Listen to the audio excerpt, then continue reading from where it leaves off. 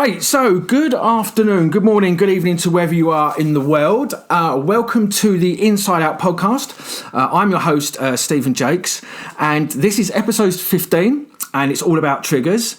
And so I'm from the healingthemind.co.uk website. I'm a DTO specialist, and I'm also a neuro reboot technician. And alongside me, I've got the lovely, the cuddly, the bearded, and the goggled, and the very cuddly, and the very huge Jonathan Shaw. Hello, Jonathan. Very huge Jonathan Shaw. Huge. I've never had that comment ever in my life.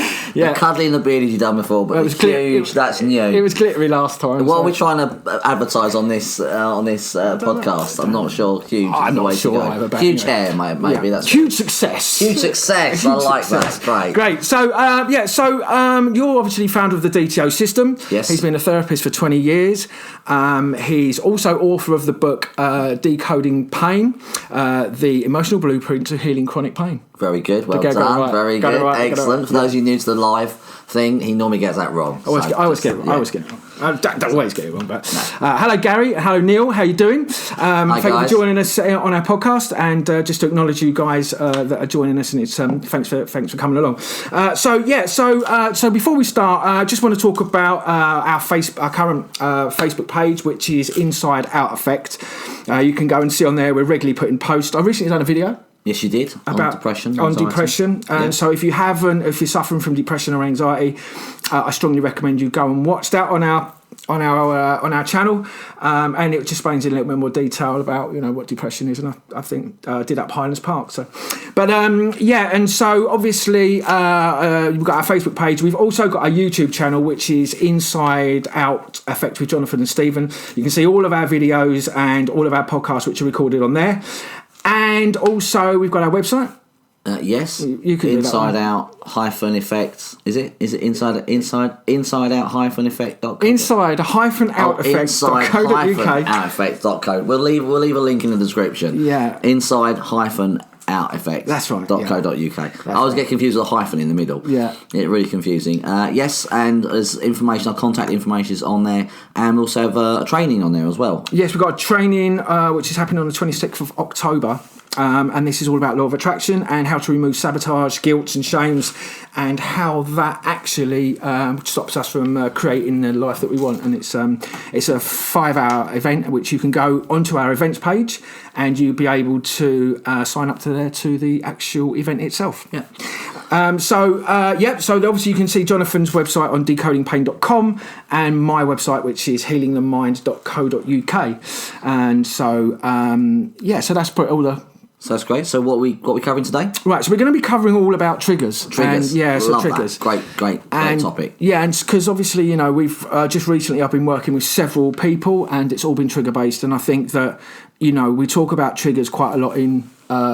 We talk about triggers quite a lot in previous podcasts, and ultimately we got to clear up what that is for people and actually how that can really affect. But there's a big misunderstanding with triggers. A lot of people think they understand what a trigger is, and I learned something new about triggers a few years ago, which explains why we struggle so much in life and certain things. And a lot of people, when I say you've been triggered, they understand that concept, you've been triggered, but they don't know what triggered them.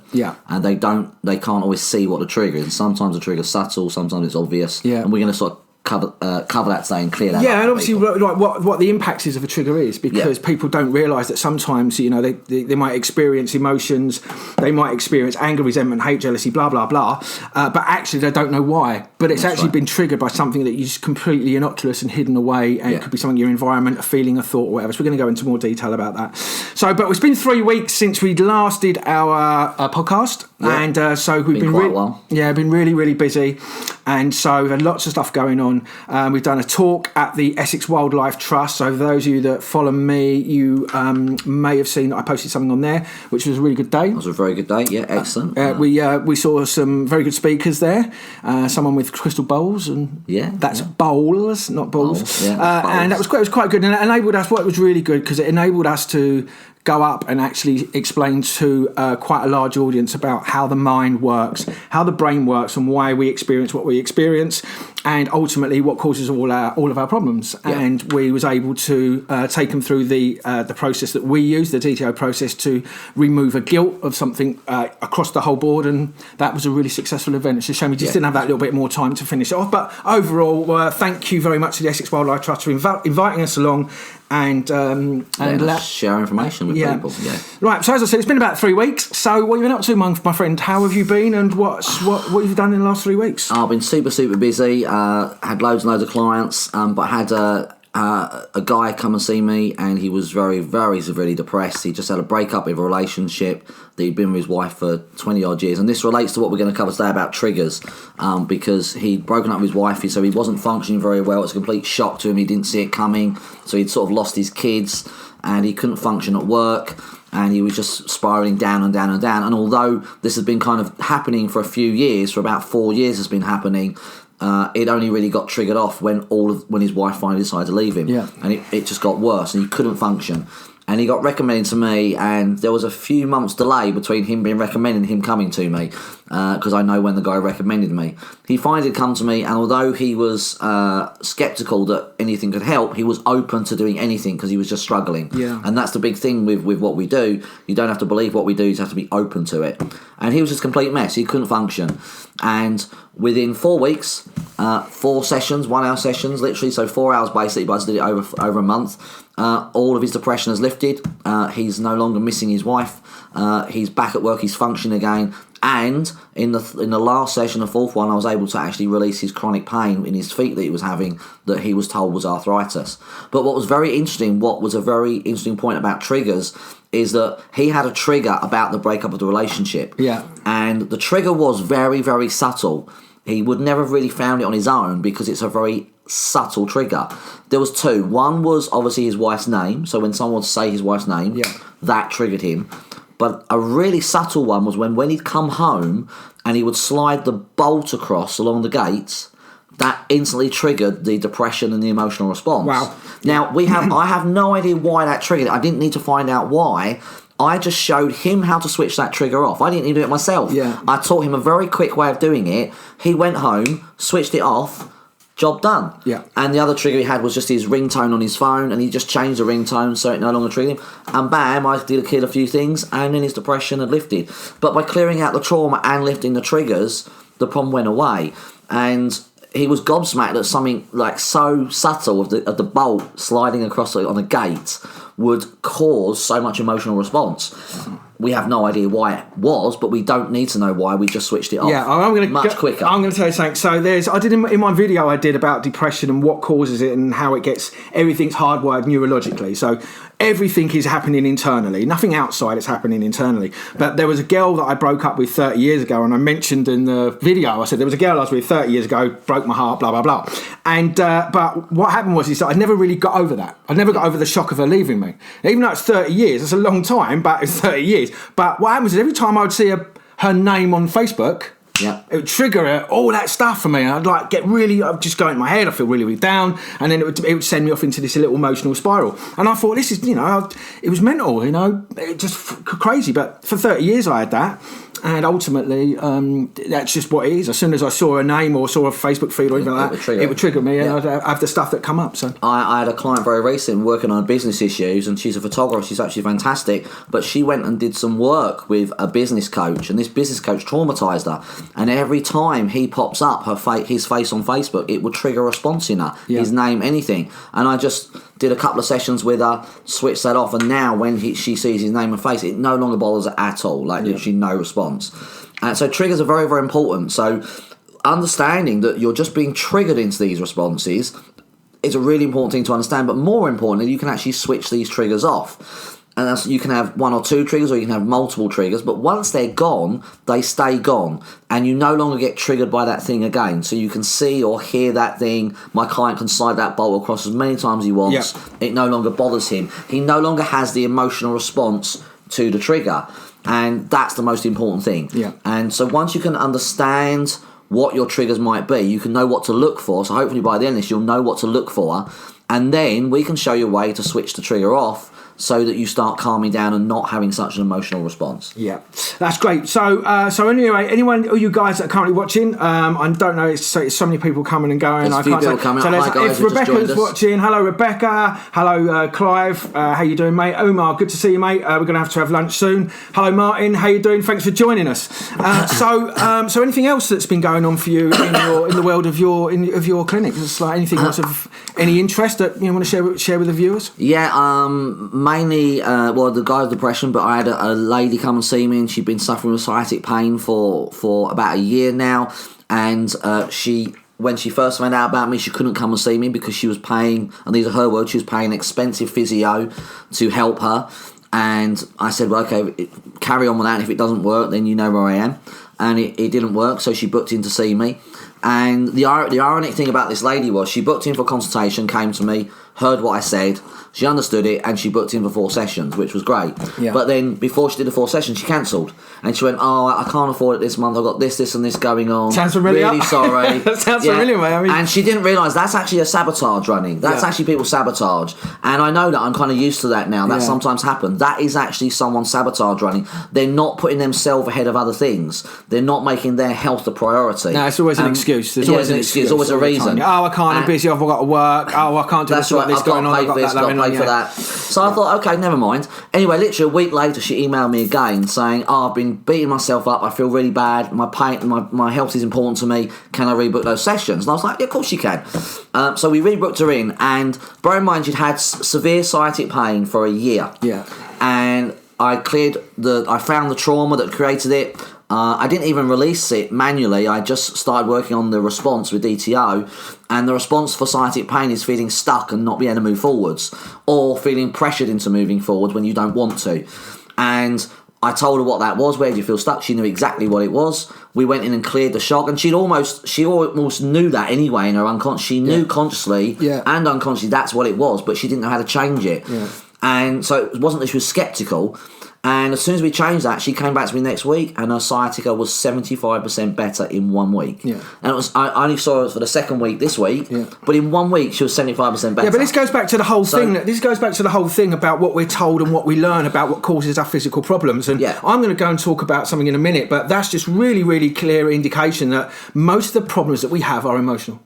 Yes. Well, they're the fundamental, the root of it. But it's not our emotions or our thoughts are false. It's not the pain is false. Yeah. The emotions and thoughts are actually creating change within our cells. The cells are actually changing and creating pain. It's not imaginary, because some people think when you say it's emotional, mental, they think you're just being emotional. Yes. That's not what we mean. I want to clarify that for people. That's a big block. Yeah. It's changing the energy of the cells, and they do alter their structure and function in that moment, and then we get pain, or we get illness, or we get disease.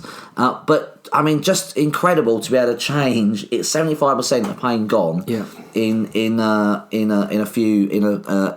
hour or so. And then I had another guy come to me, and again, it comes down to, like you said, our beliefs about health. Yes, this guy had what he was diagnosed with as arthritis in his feet. And this guy used to be a footballer, used to be a big athlete, very clearly strong athlete in his day, and still is now, but he was in chronic pain for years with this arthritis. And he was coming to me for something else, and I said to him, well, actually, I can help you with the arthritis as well. And he was sceptical, but he was open because he wanted to get rid of the pain, because he wanted to go back and play football again. Yeah. And when I looked at him, although, yes, he had arthritis in the joint of his big toes, because it was his big toes, it wasn't that causing the pain. Because there's a process to arthritis, and we're all taught these days that arthritis, we get told it's arthritis, and then we go, oh, so we live with it. Yeah. And the pain gets worse and worse. But in this case, the arthritis, because the process to arthritis had stopped, so the bone had grown, that's fully, but it wasn't growing any further, it stopped. So it was just an overgrowth of bone. But that wasn't the problem. What was the problem was the tendon under his feet, and the tension within the ankle and the joint, and within the joint where the bone had grown. So I released all of that, which was a little bit painful for him, released all the tension, released the ankle, because he had some trauma to the ankles, released the tendon, and he could now, before, I can actually show this on camera now, which is great. So if you watch this on the podcast, go and watch the Facebook Live, because I'm actually showing you. Before, his foot moved as one unit like this, because he had the arthritis, and he couldn't move individual joints. And after about 30 minutes, he could do this and move individual joints, and he was gobsmacked without pain. Yeah. No pain, it was just a bit stiff. And he got up, he could actually stand on his tiptoes, which he couldn't do before. And he could actually bounce. He actually bounced in the room and got, oh my God, I can bounce. Wow. And he got very excited that this guy could bounce. I bet he did, after all that time. All that time, 4 years of pain, thinking he'd never be able to do the things he loves, and all of a sudden he could bounce on his feet again without pain. Yeah. And that was just one session, and he's going to come back for a couple more, but I didn't even have to clear the shock at that point, because the shock had resolved.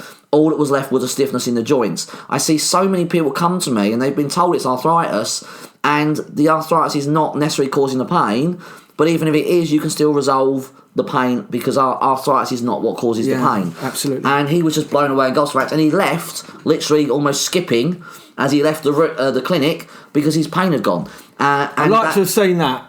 It was a grown man skipping. Yeah, I'd like to have seen that too. Yeah. It was in bouncing that was the best bit. When he bounced, he leapt up in the air and bounced. He was like a little kid again. It was like Christmas to him, because his pain had gone, and he thought he'd have to live with that, because once you get diagnosed with arthritis, you don't bother searching for someone to help you, because you think that's the stop. You think that's the end of it. And so you don't think to go somewhere to solve your pain, because we're taught it can't be done. And even alternative therapists don't believe you can solve arthritis either. So you go to an alternative therapist and they'll go, well, we can just maintain it, we can't do anything. You can actually get rid of arthritic pain. I've done it lots. I do it for people all the time, and you need to do different methods sometimes. But this guy was just amazed. Yeah. And it was lovely to see that. And he I didn't even do any clearing. I just did some manipulation on the foot. Yeah. So that was a couple of really great stories this week. Yeah, great, fantastic. So hello Julie, hello Sarah Johnson, hello Julie Marie, hello. I can't feel like they've all gone off the screen now. Hi guys, yeah, I can't see your names from here. It's so difficult to say hello to you guys, because obviously I can't cut him out halfway through talking. But thanks for joining in, thanks for listening, and so that's really good. Obviously you've had quite a productive week. Very, very busy week. Very busy few weeks. 3 weeks. And you was on holiday as well, weren't you, for a little while? I went away for a little while. Yes, took my mum up to County Durham, and that was good. Your favourite place of yes, where you like to go? Yeah, we like it up there. I can't understand a word they're saying, but I do. Yeah, Julie said she actually reached out to me a little while ago, didn't you, Julie? And you said that you've had excruciating pain for 25 years now. Yeah. So I did recommend. I did give Julie. You Julie your number. Okay, great. And so Julie, this is who you need to speak to about that. Hi, Julie. So please do. And I know that you can help him, because he helps pretty much everyone. So yeah, Julie, if you missed a bit about the arthritis a minute ago, you just joined us. Then go back and watch the arthritis story, and it will give you a little bit of a clue. Yeah. But yes, if you're in chronic pain, then come and see me. I can help. Yeah. But how have your week been? What have you been? You've had some really. My week? How's your week? I've had a mental 3 weeks actually, really. So I'm booked over at SEMA. I'm going to see my son at the end of the month. So that's really, really positive for me. I can't wait to do that. So I'm really excited. I'm going to get 4 days out in Ireland. So that's sort of been the highlight for me personally. But in terms of work, I've had a couple of absolutely incredible situations. So, and we want to go back to the pain, the element of pain. So, there's one of my clients who's been coming to see me regularly. So I've got to tell you this, right?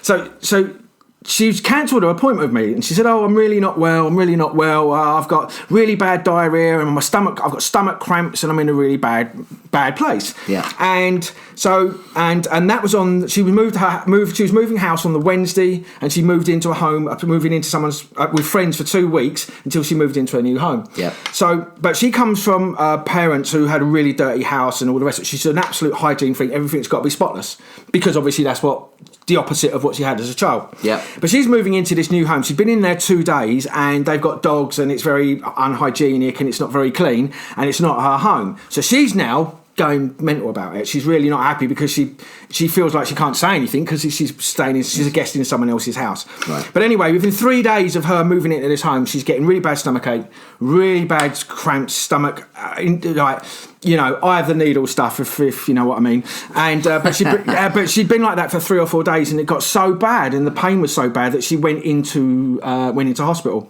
Wow. And anyway, they asked her a whole load of questions that had nothing to do with the problem, about sexual traumatic diseases. Had she had sex? I mean, this is someone who's got really bad stomach and abdomen pains, and they're asking her all these random questions about this, that, and the other. Make no sense. And then they give her a load of morphine and sent her home. Now, this is the people at the hospital. They're experts. And so anyway, they didn't know what the problem was and sent her home. Now, I know just through working with you that if it's something to do with the stomach and the digestive system, it means there's something in her life that she can't digest or she can't stomach. Yeah. So basically... very basic stuff, guys, not complicated. Yeah, it really is simple. So she then done a Skype session with me, and what happened is I then said to her, so I said, hello mate, how you doing? She told me what was going on. I said, okay. I said, she goes, oh, I'm in pain and wanting to cry. And I said, right, what's going on in your life in the last 3 days where something you can't digest or something you can't stomach? Yeah. And instantly she just went, well, I can't digest the fact that I'm leaving home, and I can't stomach the fact that I'm living in this house and there's muck everywhere and I can't change it and it's all dirty and blah, blah, blah, blah, blah, and a whole load of stuff. So I went into all of the emotional responses, beliefs, guilt, shames, alone responses around her having to move out of her home. And she also saw her ex the day before the house that they lived together. So that triggered her as well. And so the fact of all this stuff going on sent her body into that state. Now, everyone else would think, you got food poisoning. Yeah, you got food poisoning. Been at KFC. What have you eaten? Been out? Have you been drinking wine? You've been out on the pool. You've been drinking beer. What is it? Yeah. So anyway, so when I went and cleared all of the stuff that was related to that, by the end of the session, all of her stomach pains and all of her stomach cramps are completely gone. Exactly. Completely gone within an hour. Within an hour. Within an hour and a half. And how long has she been suffering with that? 5 days, and she went to the hospital and they didn't know what they were talking about. Exactly. 5 days. That's just unbelievable to clear something like that in an hour. And if she didn't know you, she'd have carried on with that pain. Yeah. She'd have gone to more She was getting worse and worse because she couldn't eat either. She couldn't eat. So, she was having to eat. She couldn't eat. She couldn't hold anything down. She was constantly in the toilet. She was being sick. She was in a really bad way. And, so once I found out what it was, that something, what was going on in her life at that time, and I cleared it all up. She actually said right at the end, she goes, it was mental. She goes, I can actually feel my stomach opening up towards the end. So once I cleared the last shock or the last guilt, shame or the alone response, she actually felt her stomach opening up and releasing. Now she's on the mend better. She texts me today and she's on the mend and she's getting better and better by the day. That's fantastic. So and just one more, because we want to go on to the triggers, but just one more. Tell the story you told me about the guy this morning. All right, because this is amazing. Or was it yesterday? No, it was yesterday. Yesterday, because this is amazing. Okay, it's fantastic. Right. Okay. So a guy phones me up. I was up Highlands Park, and I get a phone call. He said he's in a really bad way. He's on his phone, and he said, I need to see you. I'm in a really bad way. Something's happened. I need to come and see you. I said, okay. So when do you want to come? He said, tomorrow morning. I was like, okay, I'll come and see me tomorrow morning. Anyway, he turns up. And he's got a bit of epilepsy, and his eyes twitching, and he's in severe anxiety, and he's actually in quite a bad way. And I was a little bit concerned about him when he turned up, because he's a big lump. He's a big old boy. And anyway, his eyes twitching, and he's all anxious and all the rest of it, and he's sweating up. And anyway, what happened is he'd had a relationship breakdown. Yeah. And it was a girl that he'd only been with her a very short time. Yeah. But he split up with her, and basically he literally had just gone into. He just literally couldn't deal with it. Yeah. But he thought it was the relationship that was the problem that caused it, but actually it wasn't. It was a lot more other stuff. But it was like the final nail in the coffin for him, because he'd had loads of other stuff. So he come around here having severe anxiety, he was having panic attacks and all the rest of it.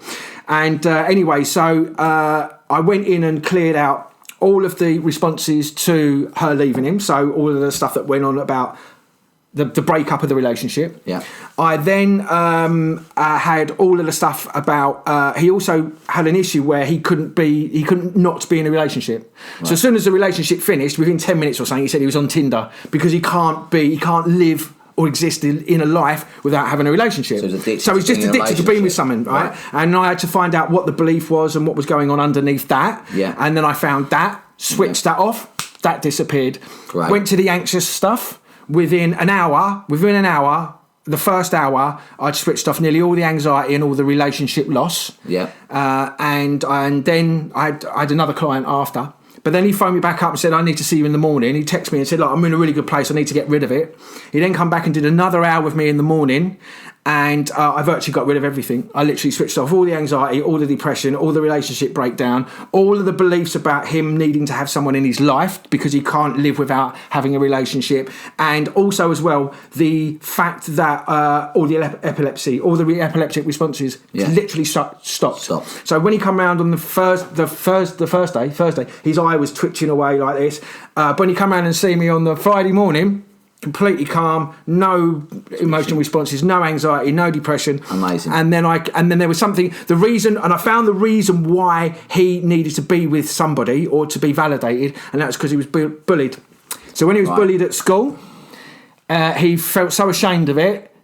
Because he felt like he was on his own and he needed to have somebody to protect him. He needed someone to be with someone to protect him. So I switched all that off in about so the whole lot. That's all of that in just under 4 hours. Wow, that's amazing. Yeah. Under 4 hours, even 4 hours. Yeah, for the whole of that. Some epileptic fits, anxiety, depression, relationship breakup, and all in 4 hours. 4 hours. That changes life. That'll transform his world. No, yeah. So I thought his mum texted me this morning, said to me, the message I got from her this morning was, "Oh my God, Stephen, I can't thank you so much. The transformation in my son in one day is just absolutely amazing." Yeah. And then he texted me and said he's in the best place he's ever been. Wow. I could go and get the phone. I can't be recording. No, you can't record on your phone. Yeah. But so that's where he said he's been in the best place he's ever been. Brilliant. Because I cleared all of the emotional traumas up from the past. So not only has I dealt with the problem, I've cleared up all of the past stuff, and now he's in the most amazing place ever.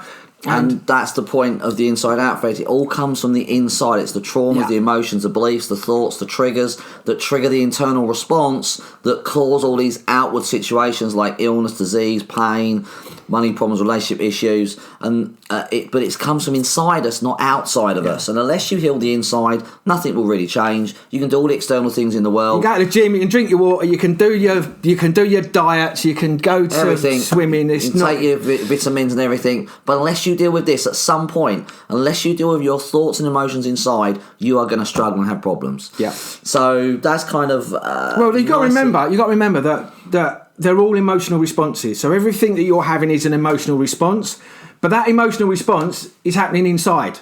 Yes. It's not happening outside, it's happening inside. Like happiness happens inside, happiness exists inside, pain happens inside, anxiety happens inside, everything happens inside. And I'm going to tell you this now, it's all neurological. So when you've had something in your life, okay, that's given you an emotional shock with a timed event, that creates a neural pathway in your subconscious mind, and it's always there. And if you haven't gone and switched that stuff off, it's always there and it will always get re-triggered.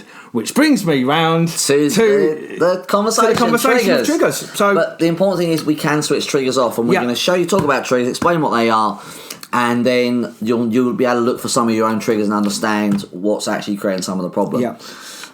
And you were kind of new to triggers when you first. I mean, you did a bit of NLP, didn't you? You learned NLP, and that does teach triggers a little bit, doesn't it? Yeah, but not to the extent. Well, I got the understanding of triggers. Yeah. I knew what a trigger was. And I think like everybody here who's watching this and listening to the podcast knows what a trigger is. Oh, I've been triggered. Because it's the buzzword. Everyone's saying, he's been triggered, you've been triggered, it's triggered him.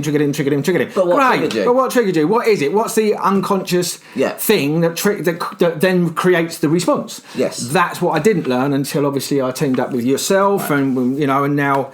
and it's also a massive benefit to me because even though I can clear emotional issues and mental issues and thoughts and stuff... The thing that was lacking was the trigger. Yeah. The trigger was really, really, really important. So. And that's the thing that lacked when I first did therapy. I had learned some great therapies. I learned tapping and theta healing and loads of other things. I'd clear the memories, I'd clear the responses. But sometimes the person would heal and sometimes they'd just go out and get re-triggered. Yeah. And the same thing was happening with me. It's why I couldn't heal some of my issues because I was clearing the memories or sometimes I couldn't remember the memory, but I'd just go and get re-triggered all the time. Yeah. And once I started learning about triggers and being very, very specific with triggers, then I could switch the trigger off and the emotional response, and then the combination of that works super well to resolve my issues and my clients. Yeah, I think. Hello, Alison, and yes, Julie. I'm glad you believe in that because that is the truth, and the reason I know that's the truth is because every single person that comes and sits in my house and with me, I literally, it doesn't matter what it is in their life, whatever's going on. Once I can go into their emotional response and switch it off. They no longer have it. okay? And we really need to emphasise that basically what we're doing is we're just removing the emotional response that's been created neurologically, and it's not who you are. It's not, you haven't got it. It's something your brain learns. It's something that happens, and because it's been learned in the moment of that shock, it can be unlearned. It can be switched off. We're not switching off the memory. We're not switching off your brain. We're not switching off. We're not switching off the ability to have emotions. Yeah. We're not making you cold people, and we're not switching off who you are as a person. We're actually taking out your fight and flight response. Yeah, that's what we're doing. And the fight and flight response is not good. You shouldn't be in fight and flight. But when you're having a severe emotional response, you are in fight and flight, and you don't want that to be running, because that's what causes pain, illness, disease, and it causes addictions, it causes phobias, and a multitude of other things. It's a fight and flight response that's the problem. So we just switch off the fight and flight is not a normal response. It's only there for if you're in danger. And because most of the time we're actually not in danger, we've applied it to dangerous situations. Yeah. So we just find the trigger for the fight and flight, switch it off, and then all of a sudden your pain goes away, your anxiety, your depression, your overwhelm, your illness, your disease, and anything else, because everything from our point of view is driven by this and this, our thoughts and our feelings, because everything starts with our thoughts and our feelings. Because we're on a live camera now, I can actually show you, look, if I want to pick a cup up, I have to think about doing that in my brain before my brain will do it. I'm not consciously aware I'm thinking of it. I just think I've picked it up. But I did have the thought a fraction of a second before I picked up the cup. But we don't catch ourselves doing it. If I want to open my mouth and talk, my brain is thinking, I'm good at my mouth. Bloody good at that. He's very good at that. But my brain is thinking ahead of time what I'm going to say, and my mouth won't open till my brain's thought of what I'm going to say. Because that might be true for you, but for some people out there, it's like the other way around. Sometimes I struggle with that too. Yeah. But we. Hello, Simon. Hello, mate. So everything starts with what we think and we feel first. Hello, and Donna. Everything follows that. Yeah.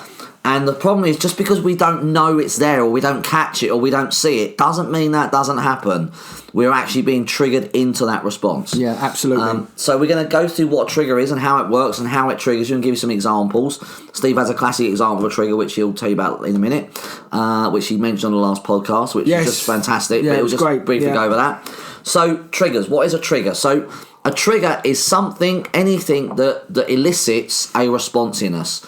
Now, a response can be an emotion, a thought, a feeling, a sensation, a belief.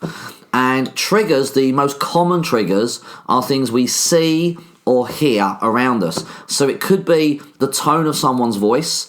It could be the smell. The smell. It could be a smell. Smell is a very good trigger. Yeah. Smells are less obvious. The most common ones are sight and seeing. So we'll come to smells in a second. Sound. But sound, the auditory one, either something you hear, tone of voice, or a song, or something you see, which is look on someone's face, or their body language, or someone coming at you in an aggressive. So if someone's feeling attacked, for instance, if they get anxiety, they might be feeling attacked, and it could stem from someone coming at you, or an aggressive look in their face, or an aggressive tone. But the most common ones are something we see or hear. Once you see or hear that thing, it can then trigger a fight and flight response, and depending on what you're seeing and hearing, depends on how you respond and what it then triggers. So if you're feeling attacked, it can trigger anxiety. If what you're seeing and hearing triggers a loss, it could trigger depression. Yeah. Or it can trigger a multitude of behaviours, or a multitude of illnesses and problems. So for instance, my client who I mentioned earlier on, who had sciatic pain, that what caused it was her splitting from her husband, but that wasn't that caused it. It was actually getting the papers through for divorce, which she wasn't expecting, because they hadn't talked about it. And all of a sudden the papers turned up, she saw those, bam, instant trigger, and then she felt stuck and she couldn't move forwards. That was her way of perceiving it. And as soon as I switched off those papers, then the pain went right down and reduced by 75%.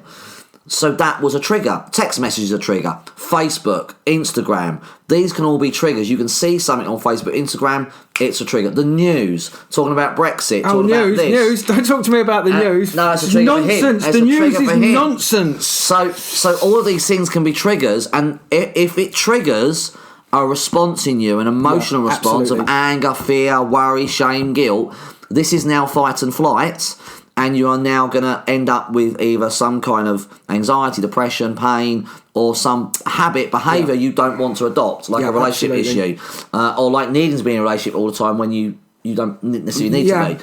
And it can trigger anything. So your most common ones, to be observant for the ones you see or hear. And these can be text messages, they can be emails that you read. One of my clients, she's in India, and it was a business problem. She owns a business in India. Lovely, lovely girl. Has a great business. But as soon as she get an email come through about the business, if she wasn't there, it would instantly trigger her. It would trigger a response, and it'd be like, "Oh my god, what's going to happen?" Based on my past, I had to clear a lot of triggers up about my past. Work triggers all the time. Work triggers, yeah. I mean, but the other thing as well is that you can actually see someone from your past as well. Yes, you can. So if you see someone from your past that you haven't seen for a long time, or you had an issue with them, that can also trigger an anxious response, or as well, which basically because it will just make that correlation between that. So it's just again, but let's come back to as a trigger of. So it's a sight trigger. You're seeing something, but you're also seeing something very specific. It might not be just seeing them. You might be seeing their body language, or their eyes, or the way they move when they walk down the street. One of my clients, when he broke up with someone, every time he saw a girl with the same wiggle, he would look to see if it was her. It would trigger him. As soon as I switched that off, that vanished. Another one of my clients' trigger, it was a massive trigger. The same wiggle? The same. Every time he saw a similar wiggle, he would think it was her, and it would trigger him. I'm a bit partial to a wiggle. Well, most guys are partial to a wiggle, in fairness. I know I am. Yeah. But one of my other clients' triggers was she used to work on the computer a lot. She doesn't now, but she used to. And the thing that would trigger is, when the computer freezes and a little wheel spins, that triggered her. That triggered the fuck out of her. Yeah. She just couldn't. And it took her a while. I taught her how to switch it off, and it took a few days to switch that off. Yeah, to switch the computer off the plug. Her initial response was throw the computer across the room, but that didn't work. Yeah. But I showed her how to switch that trigger off so it didn't bother her. Yeah. And all of these things can be really subtle. Another type of trigger is sensations. I don't mean feelings. I mean touch. So one of my clients would wake up and feel depressed, but he had no idea why, because he literally hadn't even opened his eyes. Yeah. He just woke up, his eyes were shut, and he felt depressed. And the trigger was literally when he felt the mattress against his back. As soon as he woke up, without even opening his eyes, he felt the mattress, and bam, he felt depressed. And he'd clearly anchored the trigger to something, and that's what we do. Sometimes the trigger is not actually triggering anything obvious. We just anchored the trigger to a feeling. It's not necessarily or an experience. Yeah, or an experience. And it sometimes has nothing to do with the experience. It might not have ever been in the experience, but we've anchored it to it after the event for some reason, because we felt that way and we felt the mattress, and bam, we've anchored it to it. That's where triggers can be complicated. Yeah, just going back to the girl that Thank you for all the likes and the hearts, guys. We really appreciate that. Yeah, cheers. Going back to the last podcast with the girl who was at the nail shop. Oh, the nails. This is the one you said. This is brilliant. Yeah. Briefly do this, because this is great. Right, so this is, funny enough, this is the girl that I just switched off all of the... it's the same girl? Yeah, it's great, the same even girl. better. So, anyway, bless her. I think the world of her. She's so brave, because she's been through so much in her life, and she really is been a bull in a china shop and cleared so much of her past up. It's been a pleasure to work with her, and I feel really grateful that I have, because, I've got her... She's just amazing. She's had a really tough time, this girl, but you know what? I'm just so proud of people that really just don't make excuses. She's like, I know I've got this problem, I just want to get rid of it, and she's just been relentless with that. But so anyway, so she came to me, and basically she'd had all of this stuff with her mother. Dad was in and out of prison. The mother didn't really care about her, and so she would palm off the child as she was growing up onto different families, because she didn't really want to look after them. And the house was a complete mess all the time. And all her mum used to do, she said, all my memory of my mum was her sitting there filing her nails. Yeah. So anyway, after all this going through for years and years and years, she come and saw me, and I started working and clearing all of her stuff up. And I cleared up a lot of the past issues. So a lot of the past issues from the mother, the dad dying, passing of the father, the issues around the mum sitting at home not looked after. There's so much all that stuff that she had guilt and shames and alone beliefs around. I cleared all that up. But she messaged me the next day and said, I'm in the most amazing place ever, but so I'm going to go and have my nails done. So I was like, okay, great. I said, well, give us a tinkle later. Give me a call later. And anyway, so she's gone and had her nails done. And I think within about an hour of her finishing her nails, I'm getting a text message. So, oh my God, babe, I'm being violently sick. I'm not well. Oh my God, what's going on? And so what basically happened is that when I got to see her 2 days later, she was in a really bad way. She really needed to come and see me because I really need to come and see you. I need to come and see you. I'm in a really bad way. She was really angry and she felt sick and she was just literally physically couldn't deal with stuff. Yeah. And so she come to me and basically it was the soon as she saw and felt the nail file on the nail, it triggered everything from her past. Right. It triggered all the stuff from her mum. Yeah. All of the pain and suffering she went through her childhood, it was the passing of her father, the fact that her house was always a mess, that she didn't feel loved because she got passed on from family to family to family and family. All of them emotional responses from her whole childhood, up from where she was probably about 5 years old to about 30, whatever it is, late 30s, all of it came up all in one go just by feeling and seeing the nails being filed. And that triggered everything for her. And it took me 4 hours to switch off all the emotional responses to seeing and feeling the nails being filed. But after clearing that, how is she now? She's amazing. Amazing, great. Yeah. Just that, but up until she moved house. And then she got re-triggered. She got re-triggered, but that's important. That shows how small things can trigger us, and it's really important to note that it wasn't just seeing the nails; it was feeling it as well. There are actually two triggers in one there, and a lot of people miss that. They miss there's actually two triggers. So they might clear the seeing it, but they wouldn't dream or even imagine clearing the sensation of the nails. Yeah. And that's really important when you look for triggers, and we don't expect you guys to know that. That's what we do for a living. Yes. But we're pointing it out so you can see how simple triggers can be or how obvious triggers can be. Sometimes they're super obvious, and sometimes they are so subtle that unless you know what you're looking for, it's hard to find them. And sometimes they can even be positive triggers. Sometimes you can see something positive and it can trigger a negative response. Yeah. So it's not always a negative trigger that can happen. You might be watching a movie and you might see a romantic comedy and you might see the couple finally get together at the end. That's a positive response, but if it triggers a breakup of a relationship... Which there's me, that's why I don't watch them. That's what you used to do. Well, I used to... I don't watch them anymore. I used to have that when I watched romantic movies. I don't have that now. I switched the trigger off. But I'd watch a romantic movie because I like romantic comedies, and they get together at the end and it would trigger me sometimes. Yeah. And I've now been able to switch that off and it doesn't bother me anymore. Or I would even watch a movie, for instance, where, and this is a negative trigger, but I'd watch a movie where someone died, one of my favourite characters or something, and I would experience a loss all of a sudden. Yeah. But that was coming from a fear of loss that I had running. Yeah. And that's a very common fear, and we don't realise it gets triggered quite a lot in TV, media, newspapers, everything. But it's all designed that way. You got to realise that. Stop watching the bloody TV. Really should do. Some shows are. I like The Flash and things. I've watched the first episode last night. Oh, very good. Okay, good. Yeah, all right, cool. Don't tell me I haven't seen it. Anyway, so TV, we digress. TV's a trigger for me. So TV can trigger you, films can trigger you, the news can trigger you. Anything that shares information or anything you see or hear can be a trigger. Now, there are two types of people, in my experience.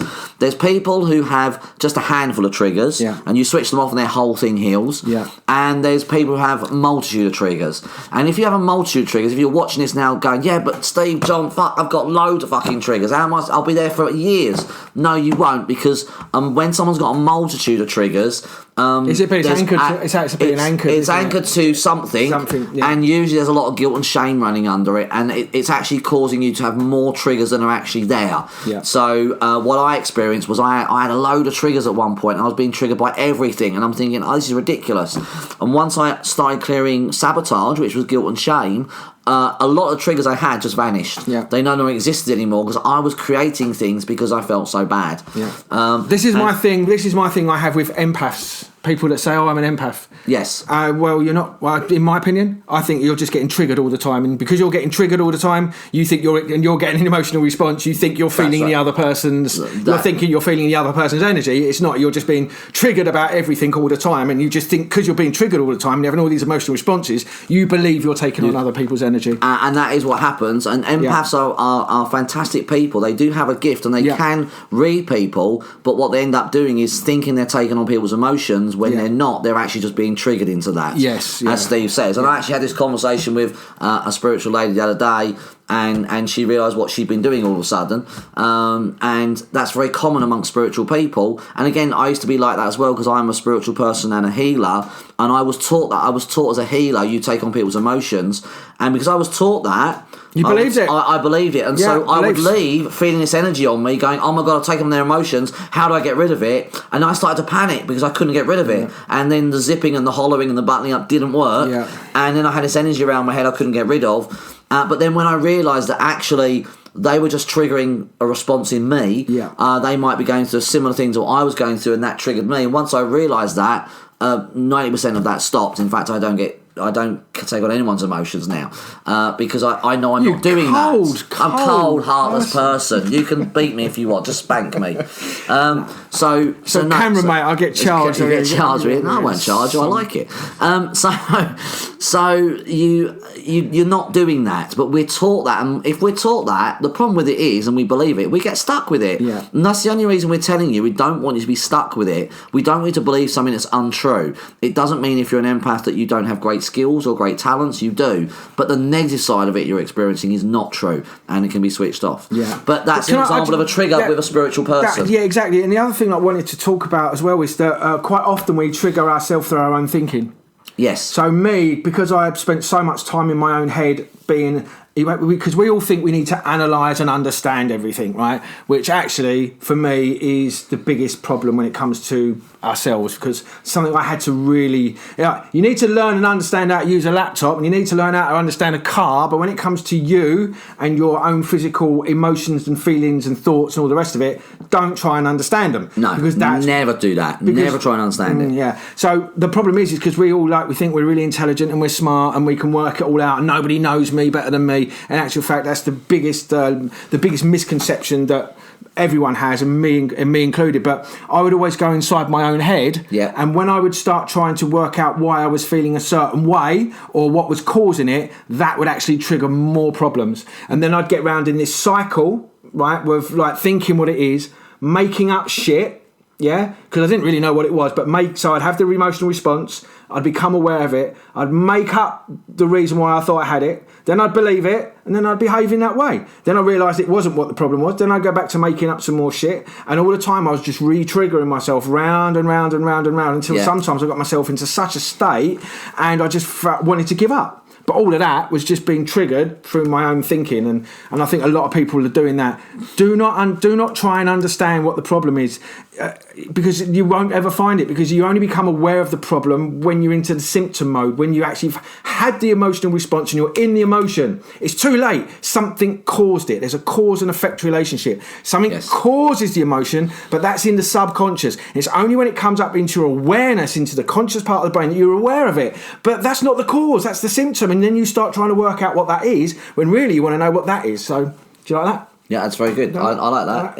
Is that puppeteering? Or so anyway, I just wanted to say that because, a lot of people that come and see me, they always tell me what their problem is. Everybody on Facebook knows what their problem is. Never the problem. But it's not the problem. The actual cause is, for example, that my dad didn't love me when I was 7.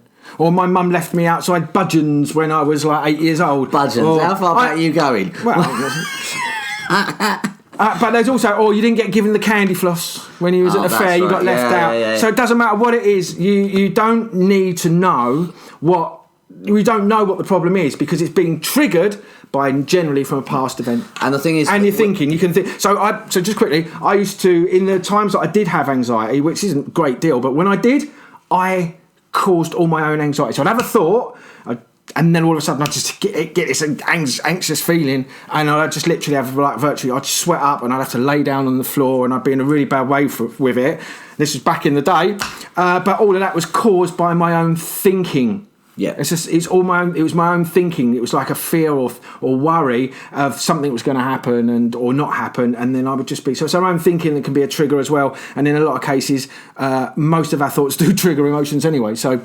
Yeah, and the thing is, when we think that... Tracy asked, once a certain trigger is switched off, is it permanent? Yeah. Yes. It is. Once you get the full trigger, it's permanent, so it'll be lit, so you can see or hear that thing again, and you no longer respond to it. Yeah, that's the whole idea of it. That because because otherwise that'd be silly if it wasn't permanent. That it wouldn't work. But it's like the guy with the bolt. You know, he can slide that bolt across his gate and no longer think of his ex. I can scroll through Facebook now, and when I see my ex, I don't get triggered. No, exactly. So you're fine. But they are permanent. They're permanent. They're off. Yes. Yeah.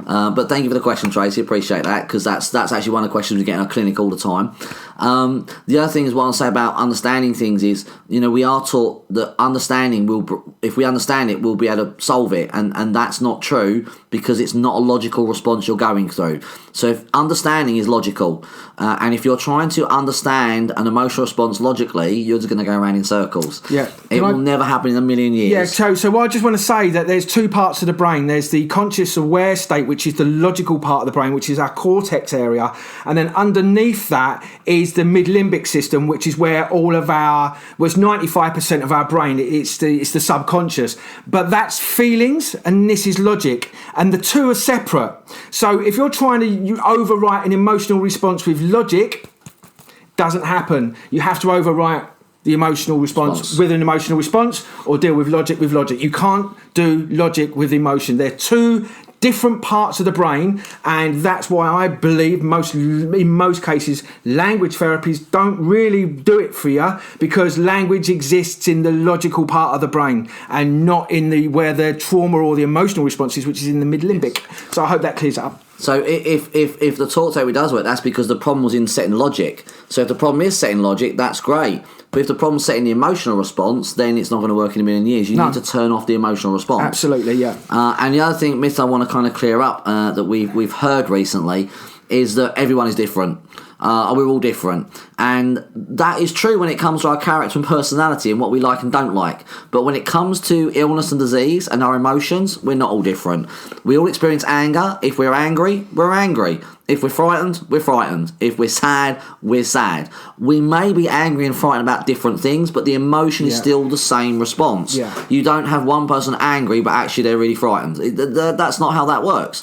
So when it comes to emotional responses or triggers, we are all the same. We respond the same way, and that way is fight or flight. That goes across the board for all ages, all genders, all cultures, all races. We respond to fight and flight in exactly the same way, which is all we switch off. We are only different when it comes to our personalities, our likes, our dislikes, what movie we want to see, what food we want to eat, how we've been brought up, what the overlaying conscious program is that's been put over the top. Yeah. Your programming from when you've been born to however you are now, whatever's been learned is everyone learns and does different things or has different things, but it's the overlay that sits on the top. Underneath, we're all the same. We're all exactly the same. And the reason why we know that is because the technique we use works on everybody. Yeah. It's the same for everyone. It's exact the same response. We do the same process over and again on everyone. As long as you're open and you know what you're thinking and feeling about things, we can just switch it off. I did this on a lovely 10-year-old kid the other day, and he came to me suffering with a headache, and he'd had a headache for a while, and it was just his first session. He was very, very sceptical, but he wanted to get rid of his headache, and he actually walked in with a headache. So he'd been suffering for quite a while with headaches, and he walked in with a headache, and I just switched off one of the original traumas, which was a car accident he'd had. I switched that off, and when I switched it off, the headache had vanished. And he said to me, "You're weird, you are." He got you spot on. Yeah, he got me very spot on. He knew me well. I don't know how he clocked that. Yeah.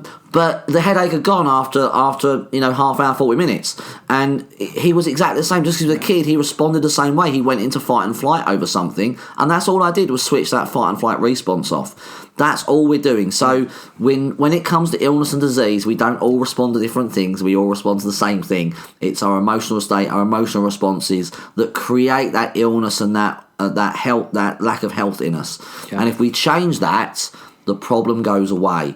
And it can be very simple. Sometimes it'll be a bit more complex. But ultimately, it all starts inside here. Yeah. Well, you got rid of my shingles in 3 days, and I know you stayed, I'm having that. It's for shingles in 3 days, You would go on the internet, and they're going to tell you a load of nonsense about what it is. Well, call it nonsense, but when you know what the cause is, So it's all cause and effect. You find out what the cause is, there is no effect. Cause and effect. Everything's cause and effect. Everything. That's really important. You must look at the cause. And what people get told is a cause these days is not a cause. So if we look at anxiety, that's not a cause, that's a label. Arthritis, it's not a cause, it's a label. Depression, label. Diarrhea, label. Cold, flu, label. Chickenpox, label. I know I switched chickenpox off of somebody. I did it in 24 hours. She had to fly to Washington. She was grounded. She couldn't fly because she had chickenpox. We switched it all off, went back to the doctor, and he allowed her to fly. These are all labels for emotional response, for a symptom in the body, but that's not the cause. By treating the underlying cause, what's happening in here and in here, you can change it and the symptom will heal. Almost like magic. It really is often very, very magical for people. Like this guy with arthritis feet. His arthritis in his feet. He really believed that's what it was. I can't spit it out. Bob Carolgees used to be my favourite ventriloquist, though. For those of you who know Bob Carolgees is, probably don't know who that is. He had a puppet. He had a puppet, a dog, and it was called Spit the Dog, and he used to go as if he was spitting. I didn't want you to think I was just being rude. There's no one sitting beside me. That's my kitchen floor, mate. No, there's a little person who I'm spitting on down here because I don't like him. There's not really. But he was amazed because he'd been told it was arthritis. He believed nothing could be done, but that was just a label. It wasn't true. And in his case, it was the shock, the trauma had worn off because it was old, and we'd had actually done some clearing on that anyway. And all was left was the physical movement we needed to get back. But it did start with a shock originally. So they're just labels. Get out of this habit of looking at labels and think, what's the root cause? We take them to the doctors and they'll just give you a load of tablets that don't really do anything at all. But, it's horses for courses, as it is. Exactly, horses for courses. So is there anything we need to say about triggers? Anything else you want to say about triggers? All I want to do is talk about triggers. So we know categorically that there's two things that cause anxiety, which is feeling attacked or powerless.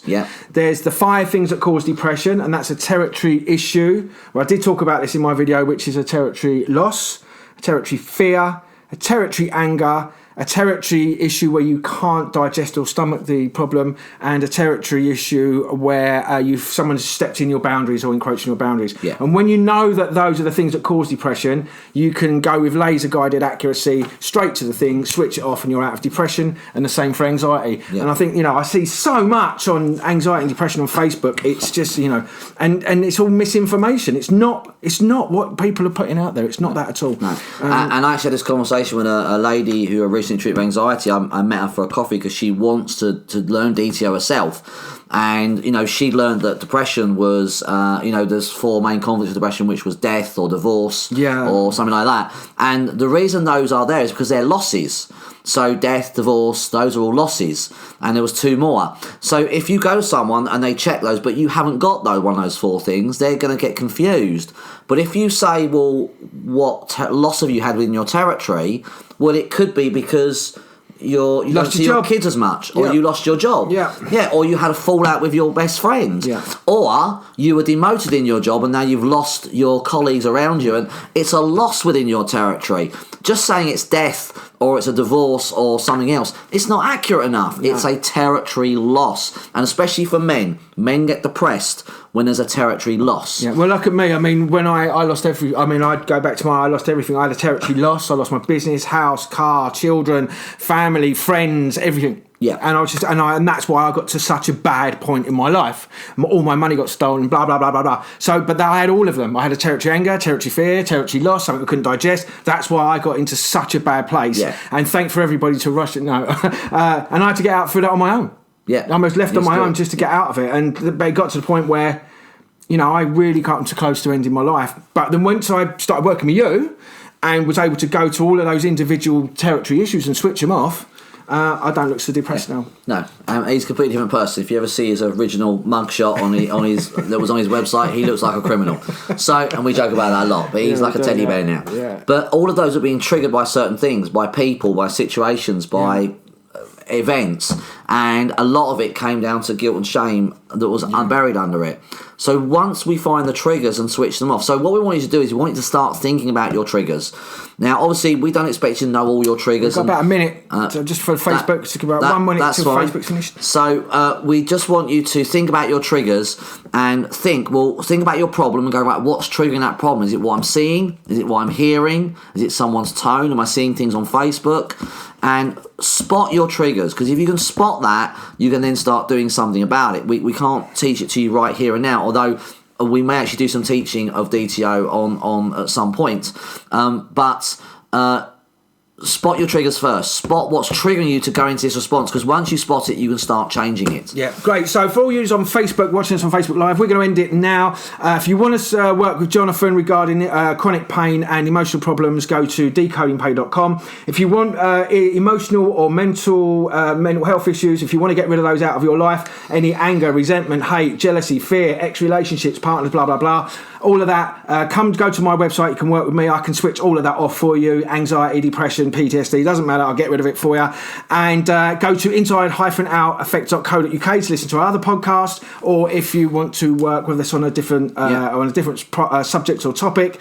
And also, as well, if you want to come to our events where we teach the DTO process and teach law of attraction. So until the next time for our Facebook viewers, we'll see you, and we'll look forward to catching up with you on the next episode, which I think we're going to do Fear. Thanks, guys. If you have any questions, post them in the comments below if you've got any questions, and we'll answer them in the chat later on. Great. Thanks for joining us. Ta-ra. Thanks, guys. Bye. Excellent. So we are still on the podcast. We still are on the podcast. Hello, podcast people. Hello, podcast people. We're not ignoring you. I hope you got a lot out of that. We just decided to film that live on Facebook. That's the first time we've done that. So if you're listening to this in the car, that's great. But you can also go back and watch it live on Facebook and see some of the visual things that we did. Yeah. If you don't want to look at your visual things, do you? No, well, some of my visual things are nice. I think I'm visually aesthetically pleasing. You look better on camera than I do. No, I don't know about that. I'm not. I need to switch that off. You need to switch that off. You need to work on your self-worth, Steve. There's a visual self-worth issue there. You don't think you're handsome enough. Yeah. I think you're very sexy. Thank you, man. I'm stroking his shoulder right now. It's a shame we didn't get it on the live. Yeah. But yes, I'm glad we didn't get it on the live. If you are experiencing any triggers, you know what's being triggered, then see if you can spot them. If you want help switching the triggers off, then by all means give us a shout. I will say live on the podcast, you can actually now get a basic DTO free training. It's on the DTO website. If you go to www.thedtosystem.com, on there is now a free basic video training in DTO, teaching you how to switch off negative memories. Yeah. So it's not triggers, but it's negative memories. Yeah. And there's a basic free version on there where you can learn to do that. There's only about 8 videos in there. It's very simple. You can learn how to switch off basic negative memories that bother you. I will say, and there are warnings on there, if you are suffering with a severe problem like depression or anxiety, don't try and do that yourself. Please seek out help from either me, Stephen, or an experienced practitioner. But you can use that to switch off basic negative memories and start calming yourself down and relaxing and learning the basic DTO process. Yeah, excellent. So, well, I don't know. Are we done now for today? I think that's pretty good. We did well. Yeah, it was good. I enjoyed that. Did you? Yeah, it was good. It's good talking to people on Facebook. It was great. Yeah, we have to do that again. Yeah, we'll do that. We'll do that next time. I think we'll do that again. Yeah. And it's a bit different, isn't it? Because normally, it's the energy's different. Yes, the energy's different. I know. Yeah, it just sort of throws it. It's a really different podcast. It's really different to what we've normally done. So I'm going to be interested when I go back and listen to this to see actually how it's come out. Yes. And if anyone on the podcast is actually still wondering what we look like, because just go to Facebook Live and check us out. And actually, what you'll see is actually 2 very good-looking male models who are dubbing us. Yeah. Then that's not really us.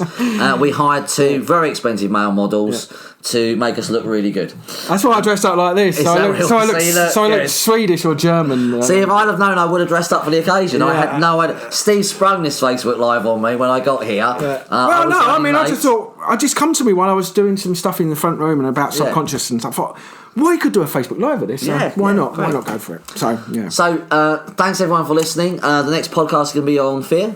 Yeah, on fear? Yeah, we're doing fear because we said we were going to do it fear last time, but we decided to do triggers because we had a few people mention that to us. Yeah. So we'll do fear next time. And until next time, guys, Yeah. Have a great time. Stay healthy. Stay happy. Keep smiling. Yeah. And me and Steve will speak to you. It won't be as long. It won't be as 3 weeks this time. It'll be next week. Is it next week? Next week we'll do it. Well, see, the thing is, you see, I'm off to Ireland on the 20th. We got our Saturday, 26th. We got the Law of Attraction. 2 weeks away. Yeah. Yeah, we've got time to do another one next week, haven't we? I know, it took 3 weeks to do this one. Oh, I know, that's because I was away and you were and everyone's busy. That was the only reason. I'm just, Yeah. So we're doing that. We'll do another one. Yeah, we'll do next Saturday? Next Saturday, yeah. Okay. Cool. All right. Great. So now next edition is going to be on fear. Like I said earlier, go to tdecodingpain.com, go to healingthemind.co.uk for me, inside-outeffect.com for anything else to do with our events and stuff. Yeah. Other than that, you can go to our Facebook page, check us out on YouTube, blah, blah, blah, blah, blah. I'm waffling. We basically want to say goodbye. Thanks for listening. And thanks ever so much for joining us. It's goodbye from me. And it's goodbye from him. Goodbye. See ya.